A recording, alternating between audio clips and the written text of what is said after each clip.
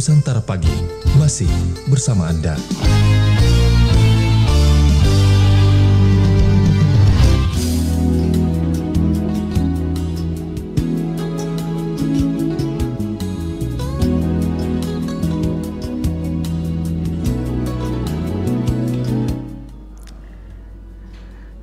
Iya, selamat pagi sahabat budaya dimanapun berada. Kita sekarang sudah di program khusus kita pagi hari ini dan narasumberku pagi hari ini sudah hadir. Saya sapa dulu beliau ya. Iya, assalamualaikum warahmatullahi wabarakatuh. Selamat pagi Pak Rustan. Waalaikumsalam. Iya. Oke. Gimana kabarnya Pak? Baik. Sehat baik. Pak ya? Iya, puasa lancar Pak? Lancar. Amin amin. Oke. Nah, mari silakan sebelumnya boleh Pak Rustam mungkin bisa berbagi informasi dulu ya. Boleh memperkenalkan dirinya dulu Pak dengan aktivitasnya sehari-hari. Mari silakan Pak Rustam. Ya, baik. Saya Rustam. Saya salah satu staf pelestari di Balai Pelestarian Cagar Budaya Sulawesi Selatan. Kantornya di sebelah RRI Rotterdam. Berarti kita tetanggaan nih Pak ya? Tetangga. Iya. Saya sejak tahun 2007, Iya. 2005 bergabung di Balai Pelestarian Cagar Budaya. Oke. Kemudian di tahun 2018, kemudian saya diminta untuk mengkhususkan diri memperhatikan ada kawasan di luar kota Makassar ini, Maros dan Pangkep. Iya. Yang mungkin oleh pimpinan dianggap bahwa itu adalah hal yang perlu perhatian yang khusus. Iya. Oke. Ya sampai sekarang masih antara Makassar, Benteng dengan Maros atau Maros Pak ya. Aduh. Ini bagaimana membagi waktunya ini Pak dengan kegiatan ini? Prinsipnya kalau antara Maros dan Makassar itu kan sebenarnya sama saja. Jadi saya pikir tidak ada masalah. Kalau kebetulan harus ke lapangan dalam artian bahwa di Maros di Karsnya sana dan di sini kan itu sesuai kebutuhan saja. Kalau misalnya dari Benteng tiba-tiba ada yang dibutuhkan di area Kars sana ya langsung jalan Pak ya. 1 jam saja ya sudah bisa. Oke. Nah Pak, sebelum kita lebih jauh ini membahas mengenai perbincangan kita di pagi hari ini apa sih yang akhirnya mendorong seorang Pak Rustan ini untuk memperdalam bidang yang sekarang Bapak geluti ini? Boleh cerita Pak? Awalnya gimana sampai akhirnya jatuh hati untuk memperdalam bidang yang sekarang ini Bapak geluti? Saya pikir mungkin kasusnya sama saja dengan setiap orang ya. Artinya kalau saya sampai bekerja di Balai Pelestarian Cagar Budaya ini itu karena latar belakang saya sebagai orang yang pernah dididik di bidang ilmu arkeologi, dan itu memang sejak masa-masa sekolah dulu ya memang sudah menjadi bidang yang menjadi menarik memang bagi saya. Saya katakan tadi bahwa mungkin sama seperti orang yang lain selalu mempertanyakan sebenarnya jati diri sebenarnya. Awalnya berasal dari jati diri. Sebenarnya kita ini siapa, berasal dari mana? Ya awalnya pertanyaan itu.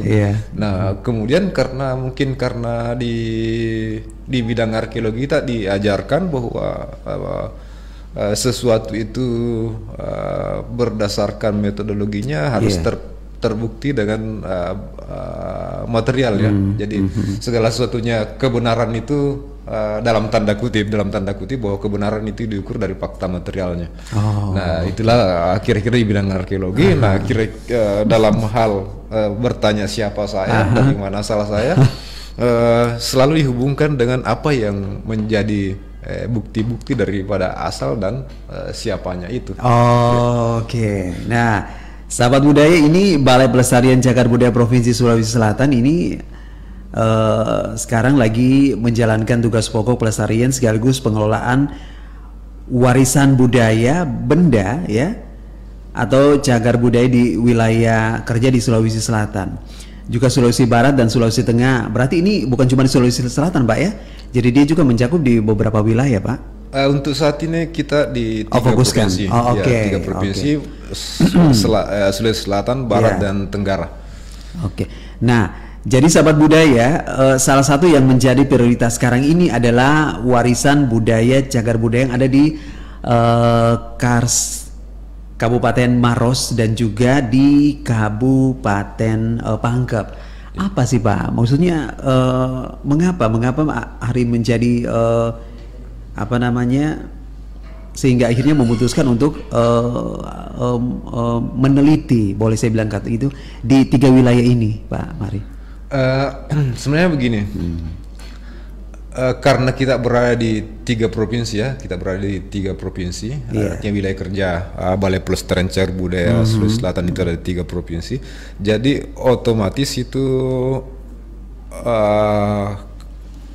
kewenangan dan kewajiban pelestariannya itu sangat luas. Iya. Nah di wilayah luas itu tentu saja banyak jenis cagar budaya atau warisan budaya benda yang tersebar dari perkotaan sampai pelosok. Nah setidaknya untuk sampai tahun 2022 ini BPCB Sulsel itu kira-kira melestarikan sekitar 1.500 atau bahkan lebih situs-situs di 3 provinsi itu.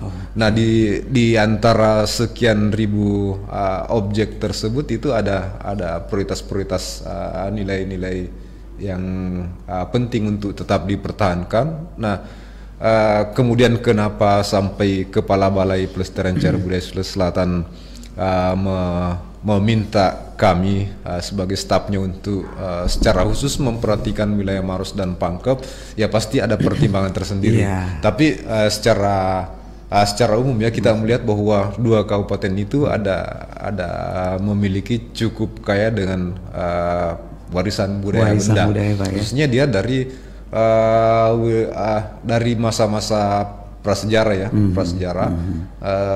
tetapi bukan berarti bahwa yang lain tidak ada. Maros dan Pangkep cukup kaya dengan warisan budaya yang kita bisa melihat sejarah perjalanan bangsa kita barangkali salah satunya dari wilayah ini. Tetapi memang prioritasnya adalah dia di bukti material dari keberadaan manusia di masa-masa prasejarah.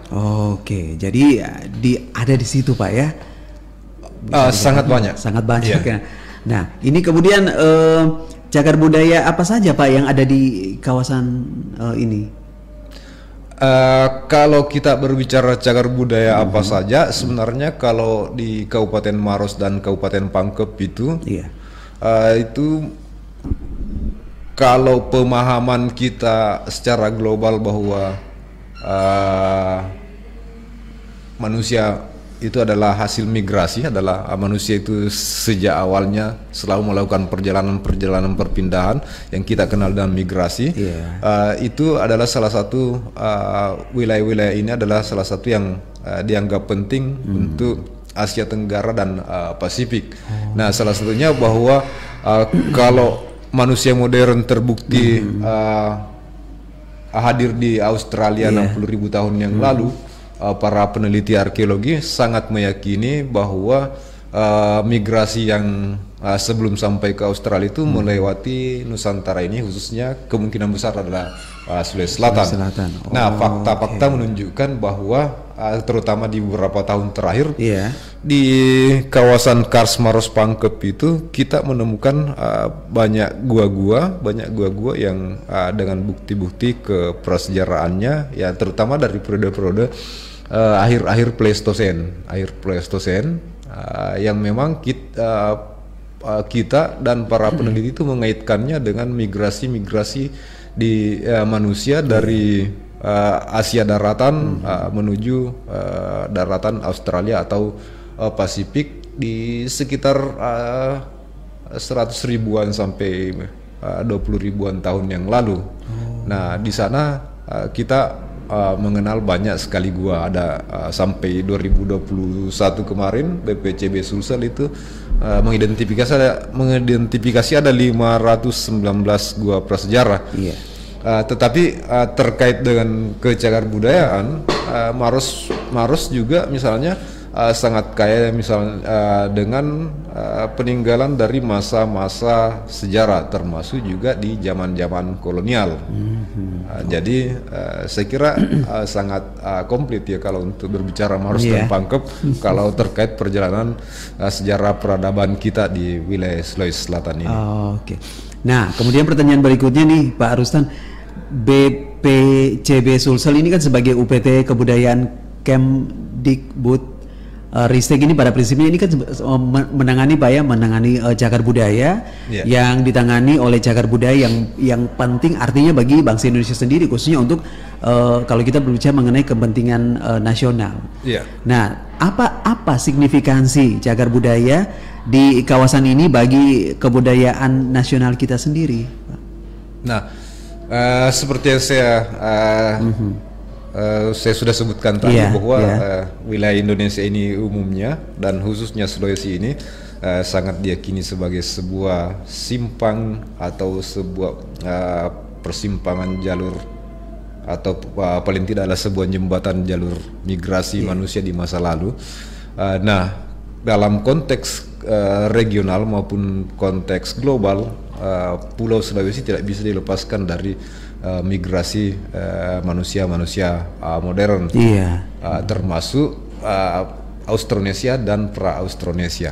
Nah, kita berbicara tentang Austronesia misalnya, Indonesia adalah salah satu negara dan populasi Austronesia terbesar di dunia dari sekitar 500 juta populasi Austronesia yang tersebar di seluruh muka bumi ini. Itu mungkin di atas 100 juta itu ada di Indonesia. Pentingnya artinya signifikansi wilayah kawasan atau kawasan Kars Maros Pangkep dalam hal kebudayaan nasional kita adalah mungkin di beberapa tahun terakhir beberapa publikasi internasional yang muncul di jurnal-jurnal internasional, misalnya Nature atau PLOS ONE, itu asalnya adalah hasil penelitian dari kawasan itu. Misalnya orang menyebut lukisan tertua di dunia 45.500 tahun yang lalu ada di Kabupaten Pangkep misalnya. Dipublikasikan di tahun 2021 lalu. Kemudian gambar gua bercerita tertua di dunia juga di sana. Ada juga di situ, Pak. Kemudian yang paling terakhir kayaknya kita mungkin pernah mendengar Bese itu yang paling baru nih, Pak ya. Yang terbaru itu juga cukup fenomenal karena dari semua kasus di wilayah tropis mungkin sangat sedikit yang temuan rangka dari situs arkeologi yang berhasil mengawetkan DNA purba. Padahal ini sudah masanya sudah kalau kita hitung mundur ke belakang ini 7.200 tahun yang lalu. 7.200 tahun yang lalu dan itu sangat kita para arkeolog, para peneliti menemukan sebuah rangka di sebuah gua yang kemudian setelah diekstrak ternyata ada salah satu tulang di bawah di bagian bawah telinga, bagian belakang, itu namanya tulang petrous, itu berhasil mengawetkan struktur DNA yang menjelaskan bahwa dia adalah manusia modern, seorang perempuan, dia ada kaitannya dengan orang-orang asli Indonesia, khususnya yang mungkin saudara-saudara yang di timur Indonesia, dan DNA juga menunjukkan bahwa dia ada kaitan dengan galur DNA dari nenek moyang Eropa yang disebut Denisovan, yang bersepupu juga dengan yang paling terkenal adalah Neanderthal. Itu ada dari gen yang teralihkan itu bisa disebutkan. Nah, sedemikian pentingnya kawasan ini dalam konteks kebudayaan nasional. dalam konteks kebudayaan nasional kita ya tidak bisa dilepaskan. Ini harus menjadi perhatian utama untuk pemerintah. Nah, mungkin pertimbangan-pertimbangan seperti itu yang kemudian mendorong BPCB Sulsel untuk kemudian harus konsentrasi di wilayah itu. Oke, Pak, ini saya penasaran. Tadi kan Bapak bilang akhirnya menemukan Pak ya 7.000 berapa? 200 tahun. 7.200 tahun. Bisa nggak? Saya juga penasaran, pendengar juga kita juga penasaran. Ini strukturnya seperti apa? Tinggi kah atau bagaimana, Pak? Karena berdasarkan hasil penelitian para peneliti dan arkeolog, rangkaian ditemukan itu kan sebenarnya tidak utuh lagi. Mungkin kalau bukan orang yang bergelut di bidang itu, mungkin kita tidak akan mengenali bahwa itu adalah rangka manusia. Tetapi berdasarkan pengukuran-pengukuran yang mereka lakukan, itu bisa diketahui bahwa posturnya tidak berbeda dengan kita saat manusia ini, sekarang. manusia seperti sekarang. Makanya kita menganggapnya bahwa dia adalah manusia modern, dan dia berjenis kelamin perempuan, berusia sekitar 20 tahun. Jadi dia masih remaja. Masih remaja, Pak. Pada saat dia meninggal, dia masih remaja. Sementara saat ini peneliti masih melanjutkan berbagai analisis terkait itu, apakah itu terkait dengan kondisi kesehatan individunya, mungkin juga dietnya, kebiasaan-kebiasaannya kita. Kita masih menunggu hasil-hasil penelitian dari para teman-teman ini di sana, Pak ya. Nah, selain penelitian dilakukan, apa lagi yang dilakukan BPCB ini di sana, Pak? Selain penelitian, apa lagi? Nah, karena hasil-hasil penelitian itu, ya kita tahu bahwa wilayah itu telah dieksplorasi sebenarnya di akhir abad 19, 1896 sudah dieksplorasi oleh orang-orang asing. Sampai saat ini itu sedemikian kaya akan informasi, ilmu pengetahuan, dan berbagai aspek keilmuan dari sana, itu yang kemudian menjadikan wilayah ini dianggap penting, kawasan karst dianggap sangat penting. Nah, apa yang dilakukan BPCB di sana sehubungan dengan tugas pokoknya ya sebagai yang bertugas untuk melakukan pelestarian terhadap warisan budaya benda, maka kita di sana paling tidak melakukan dua hal. Paling tidak ada pelestarian dan ada pengelolaan. Nah, pelestariannya sendiri kita itu mau tidak mau tetap harus kita itu terus-menerus lakukan sebagai upaya untuk mempertahankan mempertahankan atau paling tidak memperpanjang usia keberadaan benda-benda cagar budaya ini di kawasan. Tetapi di sisi yang lain kita juga melakukan pengelolaan, yang artinya bahwa kita tidak hanya sekedar untuk menjaga supaya dia tetap ada atau tetap bisa berusia lebih panjang, tetapi bagaimana cara kita supaya di dalam bertahannya itu bermanfaat bagi masyarakat, bermanfaat bagi banyak orang. Apakah itu terkait dengan pendidikan, terkait dengan ilmu pengetahuan, terkait dengan keagamaan, sosial ataupun kebudayaan. Berarti lengkap sebenarnya, Pak ya? Ya kita upayakan seperti itu. Kita upayakan bahwa jangan-jangan kita hanya mempertahankan, kita hanya menyimpan, tetapi tidak ada gunanya. Untuk apa? Nah, disitulah antara pelestarian dan pengelolaan. Jadi BPCB di sana sekarang ya selain melestarikan juga melakukan pengelolaan sesuai dengan batas-batas kemampuan kita saat ini. Nah, sahabat budaya, kita masih berlanjut ini di program kita bersama Pak Rustan. Namun Pak, mohon izin kita dengarkan sebuah lagu dulu, Pak ya. Ada Rola Batara, kita nikmati dulu sahabat budaya. Jangan kemana-mana.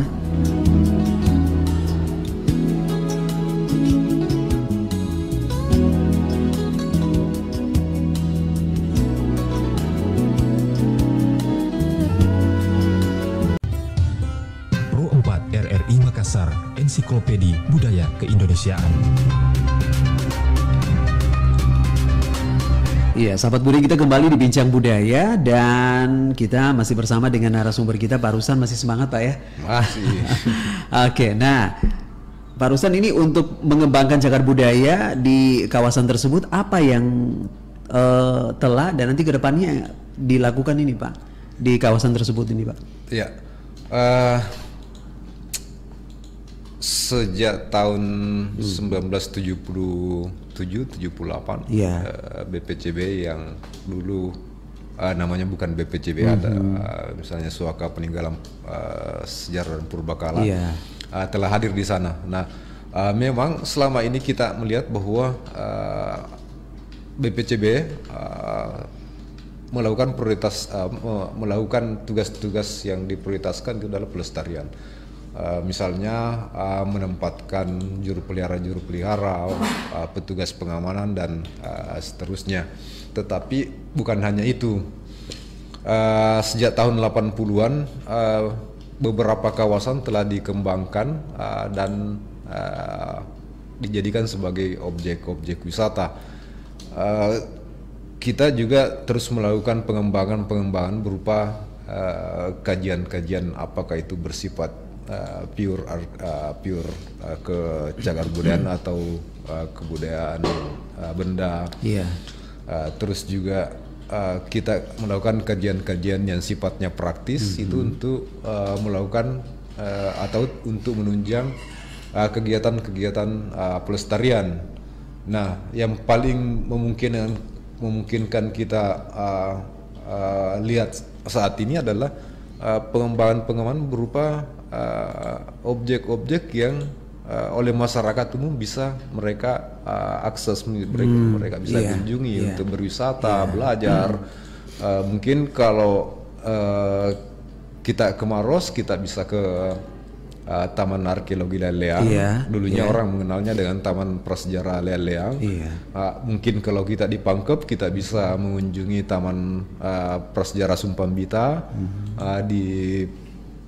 Di Pangkep juga ada kampung Purba Belae.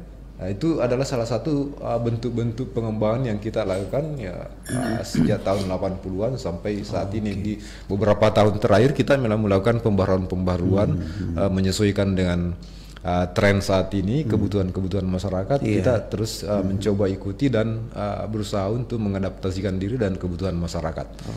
Saya kira pelayanan berupa wisata, pendidikan pelajar dan mahasiswa, terus juga penelitian dan sebagainya kita terus lakukan di seluruh kawasan itu. Oke. Nah, Pak, ini apakah seluruh cagar budaya di kawasan tersebut dapat dikembangkan kemudian juga dapat dimanfaatkan, Pak? Iya, kalau sebenarnya dikembangkan ya setiap objek cagar budaya dapat saya dikembangkan, dapat dimanfaatkan, tetapi kita mungkin harus mengklasifikasi bentuk-bentuk pengembangan dan pemanfaatannya seperti apa. Kalau berdasarkan aturan Undang-Undang Nomor 11 tahun 2010 dan PP Nomor 1 tahun 2022, kita memang secara komersil tidak menjadikan cagar budaya itu sebagai objek komersil, tetapi dapat digunakan untuk menunjang upaya-upaya ekonomi yang dilakukan oleh masyarakat. Artinya kita turut untuk menggulirkan roda perekonomian masyarakat, misalnya melalui pariwisata. Nah, kalau berbicara terkait wisata, tidak semua cagar budaya yang berupa gua-gua prasejarah ini kita buka. Tidak, karena beberapa di antara gua-gua itu ada yang sangat rentan memang. Rentan maksudnya gimana nih, Pak? Karena umumnya dari misalnya kita berbicara lukisan dinding gua prasejarah kita berbicara dinding gua prasejarah yang belakangan ini cukup mencuri perhatian, cukup populer, meskipun saya tanda kutip juga bahwa cukup populer, tapi di Indonesia tidak. Di Indonesia tidak populer. Saya pikir saya berani menyimpulkan ini karena kalau kita bandingkan misalnya, Padahal sebenarnya Indonesia harus melirik Pak ya, bahwa kita di Sulawesi Selatan di Maros ini punya sesuatu yang sangat istimewa sebenarnya Pak ya. harusnya masyarakat kita yang yang lebih awal untuk lebih masyarakat kita harusnya lebih agresif begitu Pak ya. Iya, tetapi kalau kita lihat saat ini, misalnya di beberapa tahun terakhir beberapa penemuan-penemuan terbaru, termasuk yang menggemparkan dunia, sebenarnya di sini dia beberapa kali masuk Guinness Book Record juga. Salah satunya di tahun 2020 kemarin, penemuan gambar cerita tertua itu di luar sana itu heboh. Di Indonesia diam-diam saja. Beberapa sampai sekarang masih beberapa orang-orang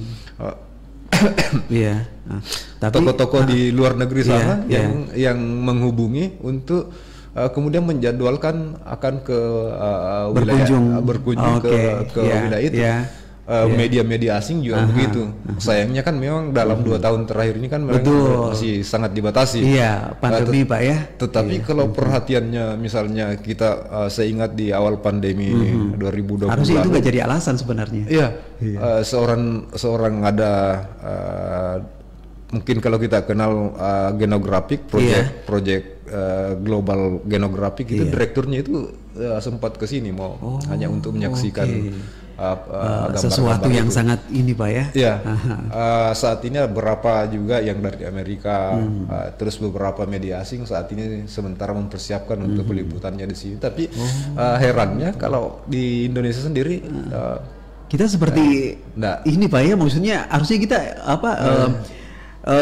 surprise gitu bahwa ternyata ada dunia luar datang untuk melihat bahwa ada sesuatu yang sangat langka ada di Indonesia, dan harusnya memang aksesnya seperti apa sih Pak sehingga akhirnya kurang menggigit gitu Pak? Mungkin budaya intelektualitas kita yang belum mungkin ya. Tapi ini hanya kemungkinan. Jadi mungkin kalau orang-orang di luar sana itu, terutama negara-negara maju itu, karena mereka tuh memburu yang seperti itu ada kemajuan ilmu pengetahuan, informasi terbaru, mereka sangat antusias. Betul. Tapi kan kita discover Pak ya. Kalau kita di sini mungkin masyarakat kita belum sampai berpikir ke situ ya. Tapi saya pikir juga dari sisi saya sendiri atau institusi kami atau teman-teman arkeolog yang lain, peneliti, mungkin juga kekurangan kami dalam hal bagaimana membuat mereka memahami, masyarakat ini cukup memahami. Nah, itulah yang sebenarnya saat ini kita upayakan, bagaimana kami cukup aktif untuk melakukan publikasi-publikasi atau penyebarluasan informasi,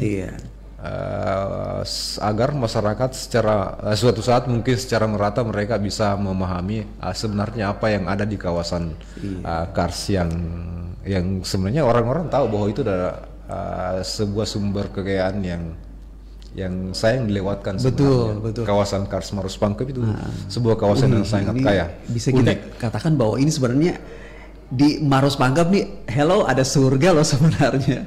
Gitu Pak ya.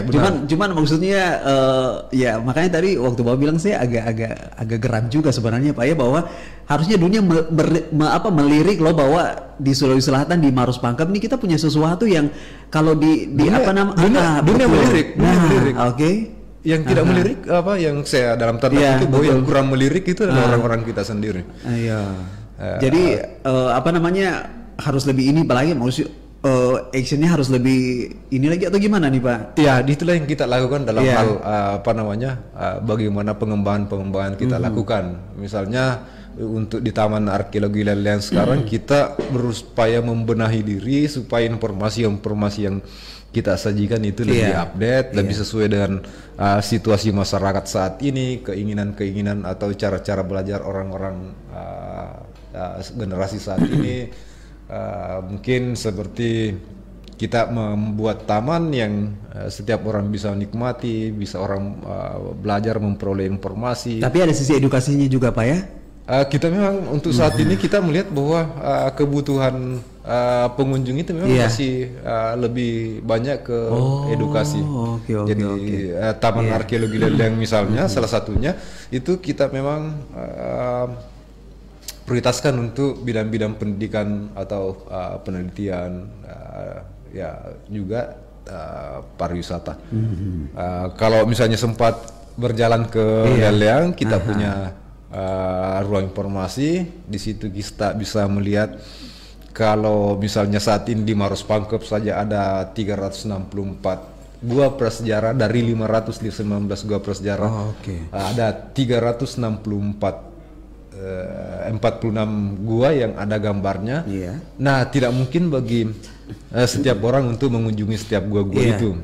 Terlebih lagi kalau misalnya kita berhitung yang ada di Sulawesi Tenggara yang sebarannya jauh lebih luas lagi. Nah, cukup misalnya datang ke Taman Arkeologi Leang-Leang, ada ruang informasi khusus gambar prasejarah. Paling tidak secara sepintas barangkali kita bisa mengenali, oh ternyata gambar yang dari gua ini seperti ini, gua dari ini seperti ini. Jadi rasa penasaran itu akhirnya terpuaskan, Pak ya? Dua kemungkinan, terpuaskan atau memicu rasa penasaran. Itu. Nah itu dia. Ya mungkin ya kalau mau lebih lebih harusnya datang ke sana, intensif Pak, lagi, ya silahkan nanti kami mungkin bisa mengarahkan kalau misalnya tertarik dan yang seperti apa, kami punya referensi bahwa lokasinya di sini, bagaimana untuk sampai ke sana, berapa waktu yang dibutuhkan, kami siap membantu. Nah, Pak, ini selain BPCB atau pemerintah, apakah masyarakat atau pihak lain ini dapat melakukan pemanfaatan cagar budaya juga, Pak? Undang-undang itu menjamin hak-hak setiap orang, warga negara bisa mengembangkan, memanfaatkan cagar budaya, tetapi dengan memang undang-undang juga sekaligus mengatur batasan-batasan. Ada pagar yang nggak bisa dilewati, Pak ya? Iya. Apa yang bisa kita lakukan, apa yang terpaksa kita harus batasi. Berarti jadi, itu apa namanya, wewenangnya yang berkompeten, Pak ya? Salah satunya BPCB. Maksudnya dalam hal ini bahwa bagaimana memanfaatkan hak-hak masyarakat misalnya secara bijak. Jadi kalau misalnya pihak ini mau memanfaatkan cagar budaya yang ini, silahkan bisa sampai seperti ini, tapi tolong jangan dibuat yang seperti ini. Karena ini adalah juga untuk proyeksi jangka panjangnya kita, bagaimana kita bisa mengapresiasi cagar budaya lebih lama sampai berganti generasi ke generasi dan seterusnya. Kita tidak boleh berpikir bahwa yang berhak untuk menikmati ini hanya kita saja, generasi kita saja, tapi ada loh generasi yang di belakang gitu. Ada hak-hak generasi berikutnya yang sebenarnya mereka titipkan di kita. Oke. Nah, Pak, ini ada satu pertanyaan nih yang menarik buat saya ini. Seperti apa kira-kira bentuk pengembangan dan pemanfaatan yang nanti akan dilakukan yang kira-kira ini akan terwujud di masa depan nih, Pak? Kalau berdasarkan BPCB itu pasti sesuai dengan undang-undang. Tapi kira-kira realnya seperti ini. Mungkin. Berarti kembali lagi ke undang-undang. Tetap real kita memang tetap di situ. Kita sebagai institusi pemerintah ya harus mengawal undang-undang. Realnya itu. Nah, tetapi kira-kira secara real kita menginginkan itu suatu saat bahwa cagar budaya itu sebenarnya itu dipelihara oleh masyarakat sendiri. Orang yang datang sebagai pengunjung atau penikmat juga menjadi agen pemelihara juga, agen pengamanan juga. Jadi semua orang adalah penikmat sekaligus juga penjaga, pelestari, sekaligus juga pengelola. Jadi suatu saat mungkin kita tidak bisa membedakan lagi yang mana yang bertanggung jawab dengan pemeliharaan, siapa yang bertanggung jawab dengan pengamanan. Semua orang yang terlibat di situ adalah pelestari. Jadi mereka bersinergi dengan pemerintah, Pak ya? Ya, tetapi mungkin pemerintah dalam hal ini hanya menjadi regulator semata yang akan melaksanakan secara real itu adalah masyarakat itu sendiri. Nah, ya mungkin kita masih harus bersabar untuk tiba pada masa seperti itu, karena kalau kita melihat saat ini mungkin kita masih sulit memahami kenapa itu penting, kenapa harus dipertahankan, kenapa harus diwariskan. Mungkin itu yang ya harus beres yang itu dulu baru apa yang dibayangkan pengelolaan kedepannya seperti pengelolaan dan pemupukan untuk masa depan. Untuk masa depan seperti yang saya katakan tadi kita masih bersabar. Oke. Nah Pak, saya tertarik tadi kan Bapak bilang bahwa ada sekitar 500-an goa Pak ya. 519. Iya, 519 tepatnya 519 ya. Oke. Tapi maksudnya yang baru mohon izin ini kalau ini tolong dibenarkan, yang baru diteliti ini kan sekitar 364 lebih Pak ya. Bukan baru diteliti. Yang 346 gua itu itu adalah yang ada gambar dindingnya, gambar guanya. Selebihnya itu dia lebih pada artefaktual yang tersebar di lapisan tanah dan permukaan tanah. Yang diteliti itu jauh lebih kecil dari itu, jauh lebih kecil, mungkin 15-20% itu sudah tinggi. Dari 500 gua itu mungkin 15-20% itu sudah bagus kalau yang intensif penelitiannya itu kurang dari 20 gua. Nah Pak, ini singkat aja, di antara sekian pengalaman Bapak nih ada pengalaman yang unik Pak dalam meneliti kawasan di Maros Pangkep ini? Bagi saya setiap pengalaman yang baru unik. Unik Pak ya? Kalau di kawasan memang kawasannya sejak saya mengenalnya sampai sekarang tetap unik bagi saya. Tetap unik bagi saya dan selalu menarik.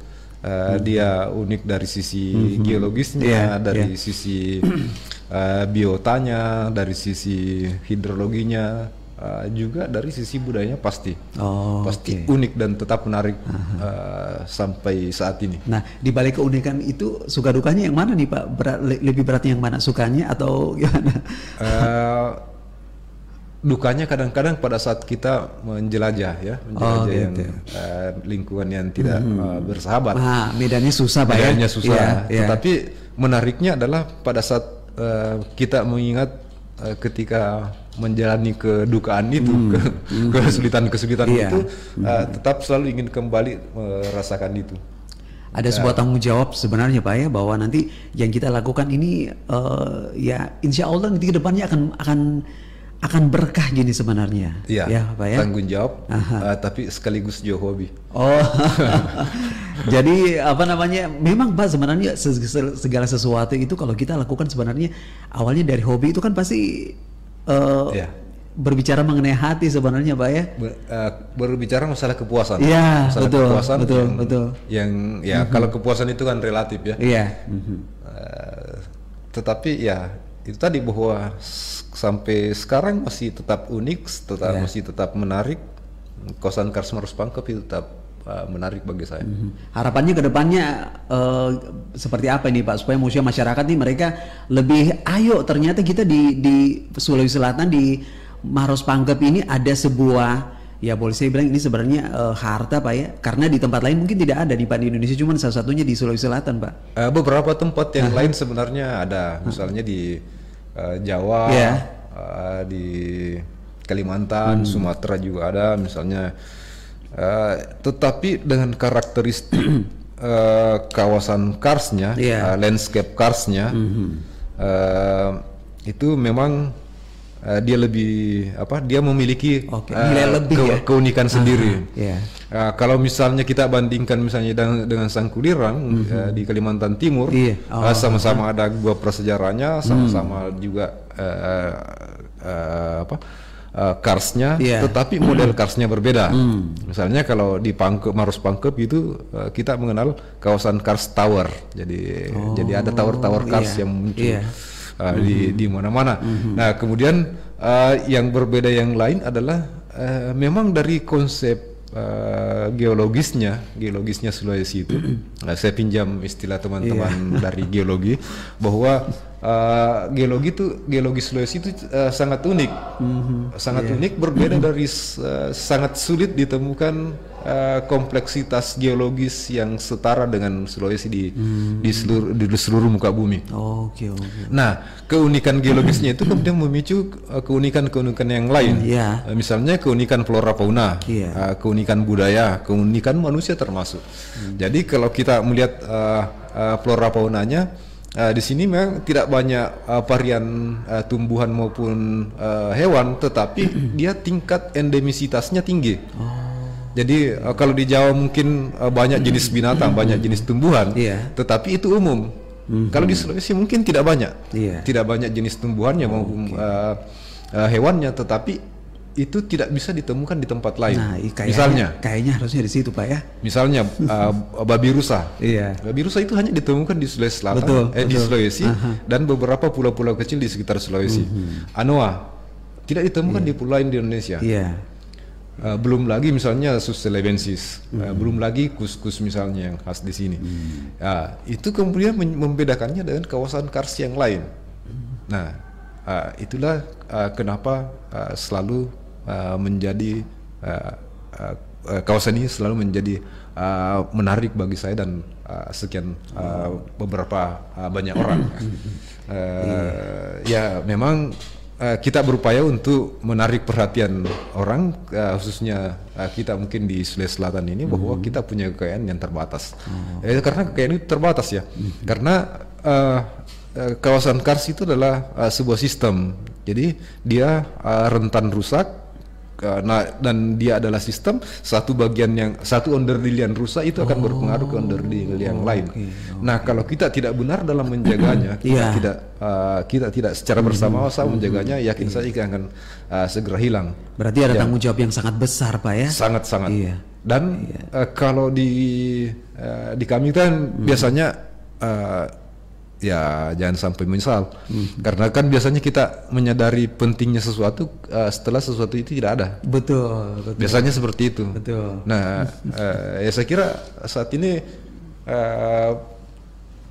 salah satu kewajiban kami, tanggung jawab kami adalah menyadarkan itu, bahwa di sana ada sesuatu yang ada warisan budaya kita yang teramat sangat penting dan harus dijaga. Harus dilestarikan supaya nanti manfaatnya bisa kita nikmati, bukan cuma untuk kita tapi orang-orang di luar juga Pak ya. Kita bisa menarik mereka, ayo orang dari luar sana, orang setelah generasi setelah kita. Itu juga mungkin kalau kita salah melakukan pada saat ini, mungkin jangan sampai tinggal kenangan nih Pak. Tinggal kenangan dan mereka generasi berikutnya akan menyalahkan kita. Saya pikir ya saya khawatirnya akan seperti itu. Betul. Oke, Pak, ini sebenarnya masih mau lanjuti tapi kita dibatasi waktu. Pak, nanti kalau misalnya ada informasi terbaru, penemuan terbaru, kita bisa undang lagi Pak ya untuk berbagi informasi bersama kami di Perumpat RRI Makassar.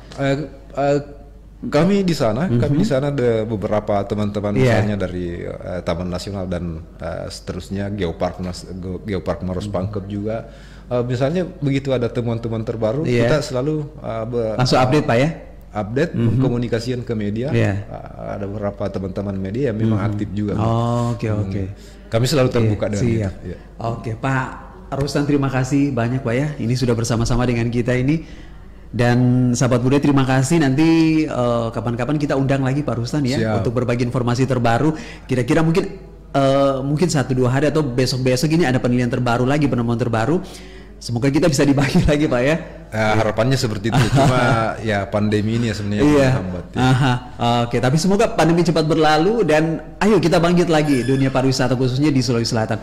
Pak Rustan, terima kasih ya. Sama-sama. Sahabat budaya, terima kasih, kita berada sampai di sini. Nanti kita jumpa lagi di lain waktu. Saya Richard Ferdinand bersama tim mengucapkan terima kasih dan tetap semangat puasa.